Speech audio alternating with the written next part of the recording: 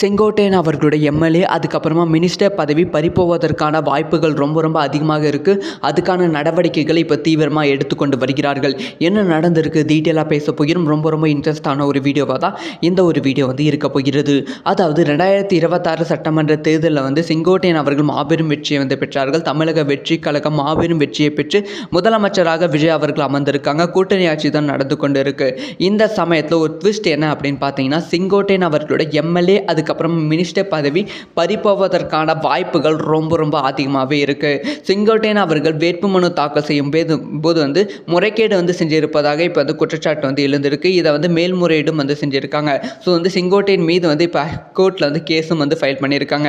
So இதனால் செங்கோட்டையன் அவர்களோட பதவி பறிப்போவதற்கான வாய்ப்புகள் இருக்குது. ஒருவேளை அவர் கரெக்டான ரிப்போர்ட்டை அஃபிஷியலாக அதில் கொடுக்காம இருந்தால், அதாவது வேட்புமனுவில் கொடுக்காம இருந்தால் செங்கோட்டையன் அவர்களோட பதவி எம்எல்ஏ பதவியும் மினிஸ்டர் பதவியும் பறிப்போவதற்கான வாய்ப்புகள் இருக்குது. அதுக்கப்புறம் மீண்டுமே செங்கோட்டையன் அவர்களுக்கு, அதாவது அந்த தொகுதியில் ரீஎலெக்ஷன் வைப்பாங்க. ஸோ ரீஎலெக்ஷன் வைக்கும்போது அது திமுகவுக்கும் அதிமுகவுக்கும் பெரிய ப்ளஸ்ஸாக அமையும். ஸோ இந்த ஒரு விஷயத்தை செங்கோட்டையன் அவர்கள் எப்படி சமாளிக்க போகிறார் அப்படிங்கிற விஷயத்தை நம்ம வெயிட் பண்ணி தான் பார்க்கணும். ஸோ இந்த மாதிரி அரசியல் சம்மந்தமாகவும் சினிமா சம்மந்தமாகவும் எல்லா விஷயமும் டக்குன்னு தெரிஞ்சுக்கணும். மறக்காமல் சப்ஸ்கிரைப் பண்ணி சப்போர்ட் பண்ணுங்கள். அண்ட் வீடியோ பிடிச்சிருந்தா லைக்